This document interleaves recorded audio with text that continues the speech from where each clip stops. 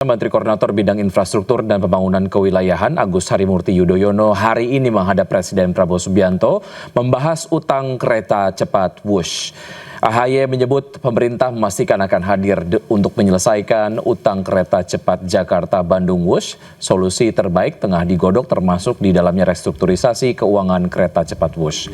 Sebelum menghadap Prabowo di Istana, AHY juga menggelar rapat koordinasi bersama Danantara, Menko Perekonomian serta Menteri Keuangan. Kita ingin mendapatkan sejumlah guidance dari. Kita pastikan tadi Pak Presiden menyampaikan bahwa terkait dengan kereta cepat Jakarta-Bandung tentu negara pemerintah akan hadir dan kita melibatkan semua pihak.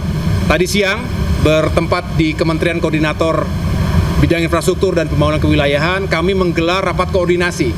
Tadi saya mengundang Menteri Investasi yang juga adalah CEO Danantara Bapak Rosan Roslani dan jajarannya, kemudian Menteri Perhubungan Bapak Dudi Purwagandi dan jajarannya, termasuk para pejabat di Kementerian Koordinator Perekonomian dan juga Kementerian Keuangan. Kami sepakat untuk menghadirkan solusi yang terbaik, yang paling visible, yang paling baik untuk semua. Semua ingin mengambil peran, mengambil bagian dari tanggung jawab untuk melakukan restrukturisasi keuangan kereta cepat Jakarta-Bandung. Selain AHY, Presiden juga memanggil mantan Direktur Utama PT KAI Ignatius Jonan. Jonan mengaku berdiskusi dengan Presiden Prabowo Subianto di Istana. Namun Jonan mengaku tidak membahas polemik utang kereta cepat Wush. Jonan juga menolak untuk berkomentar lebih jauh terkait dengan polemik utang Wush karena sudah pensiun dan tidak berada di pemerintah. Saya kira saya nggak tahu ya, kalau soal Wush sih beliau nggak tanya ke saya pandangannya apa segala nggak ada sama sekali dibahas. Saya pikir sih mestinya beliau kan pasti punya kebijakan sendiri ya mengenai ini kan Wush-nya sendiri kalau secara operasional bagus. Kalau yang lain-lain ya mungkin tanya beliau sendiri deh. Gitu tadi ya misalnya soal pengelolaannya bagaimana, hutangnya bagaimana, mungkin boleh tanya sendiri sih karena tadi nggak dibahas. Sementara itu, Direktur Utama PT Kereta Api Indonesia Bobi Rashidin mengatakan PT Kereta Cepat Indonesia China atau KCIC mendukung penuh langkah KPK yang tengah mengusut kasus dugaan korupsi. Bobi pastikan KCIC patuh dan taat kepada hukum. Terus terang tadi tidak banyak membahas mengenai itu, ya lebih banyak membahas mengenai layanan kereta komuter, terutama yang ada di Jabodetabek. Ya, tapi beliau sedikit menyinggung bahwa ini akan segera dibicarakan yang untuk kereta cepat itu. Yang jelas PT Kereta Cepat Indonesia Cina sangat patuh dan taat kepada hukum dan kami sangat mendukung permintaan-permintaan data atau kesaksian dari KPK. Sebelumnya, Menko Perekonomian Erlangga Hartarto mengungkap rencana restrukturisasi pembayaran utang kereta cepat Wush. Skema pembayaran utang Wush akan dibahas dengan Presiden Prabowo Subianto.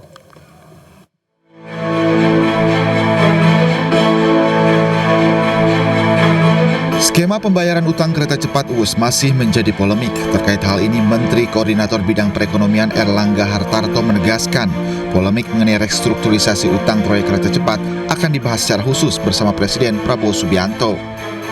Namun demikian, Erlangga tidak menjelaskan secara spesifik waktu pembahasannya. Soal polemik utang Wush, Pak, sempat dibahas nggak Pak, polemik utang Wush? Itu nanti dibahas khusus. Maksudnya nanti akan ada ratas khusus Ada dengan pembahasan Presiden? khusus untuk itu. Dengan Presiden, Pak? Ya, masih. Diketahui total investasi proyek kereta cepat Jakarta-Bandung menelan investasi hingga 121 triliun rupiah. Sebanyak 75% diantaranya dibiayai melalui pinjaman dari China Development Bank dengan bunga 2% per tahun. Dari Jakarta, Bagus Prasetya Adi, Yudi Permana, iNews melaporkan. Presiden Prabowo Subianto memanggil sejumlah menteri dan pejabat terkait dengan kereta cepat Wush di Istana Kepresidenan Jakarta. Informasi selengkapnya kita sudah tersambung dengan rekan Rian Rizky di Istana Negara. Selamat malam Rian, apa saja poin yang dibahas terkait dengan Wush dalam pertemuan di Istana tadi?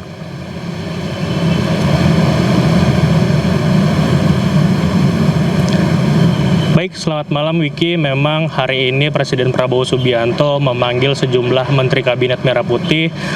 Salah satunya Menteri Koordinator Bidang Infrastruktur dan Pembangunan Wilayahan Agus Harimurti Yudhoyono. Selain AHY, Presiden Prabowo juga mengundang Direktur Utama PT KAI Bobi Rosyidin dan juga mantan Menteri Perhubungan yakni Ignatius Jonan.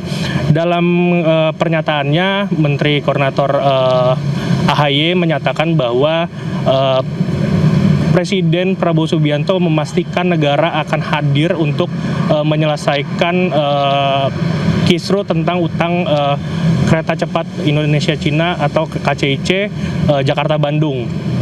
Dan dalam kesempatan itu AHY juga menyatakan bahwa dirinya juga sudah melakukan rapat koordinasi dengan sejumlah kementerian khususnya Danantara pada tadi siang untuk membahas permasalahan tersebut.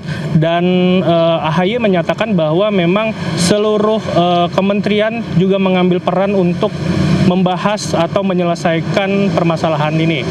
Dan sementara itu mantan Menteri Perhubungan Ignatius Jonan juga menyatakan bahwa dirinya hanya dipanggil untuk berdiskusi atau berdialog dengan Presiden Prabowo. Ia pun mengatakan bahwa dirinya itu diundang oleh Sekretaris Kabinet Teddy Indrawijaya. Meski demikian, Ignatius Jonan tidak menjelaskan secara rinci apa saja yang turut dibahas oleh dirinya ketika bertemu dengan Presiden Prabowo Subianto. Sementara itu, Direktur Utama PT KAI Bobi Rosyidin juga menyatakan bahwa PT KCIC juga menegaskan bahwa dirinya akan taat kepada hukum dan akan membantu KPK dalam menyelidiki dugaan markup di kereta Wush itu. Demikian yang bisa saya laporkan, kembali ke studio.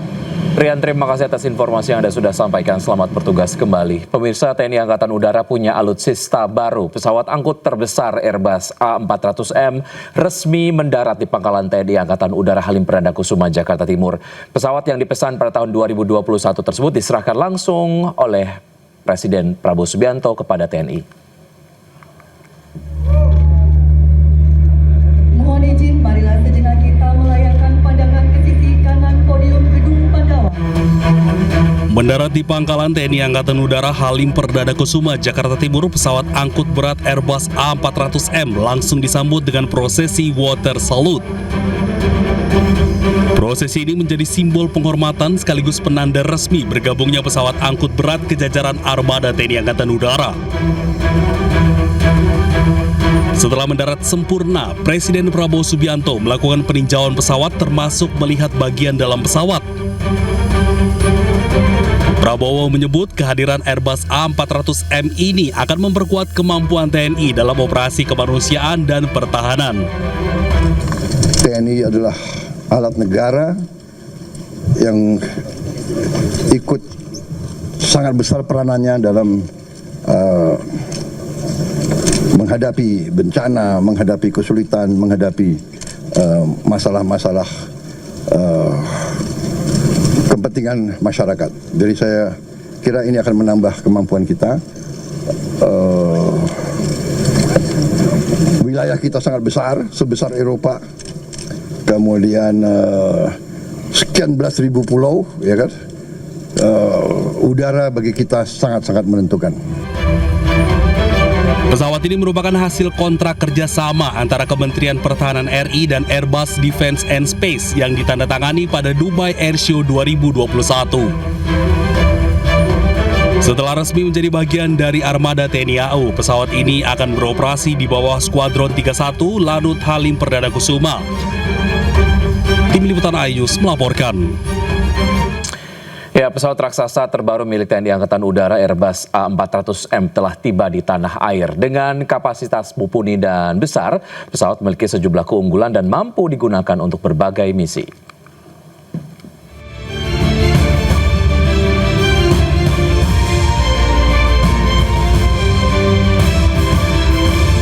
Pesawat terbaru milik TNI Angkatan Udara Airbus A400M tiba di tanah air Senin pagi. Pesawat jumbo ini memiliki sejumlah keunggulan. Berjenis pesawat angkut udara Airbus A400M memiliki kemampuan unik dengan kemampuan strategis yang siap dikirim ke titik-titik sulit, bahkan landasan udara yang pendek dan belum diaspal.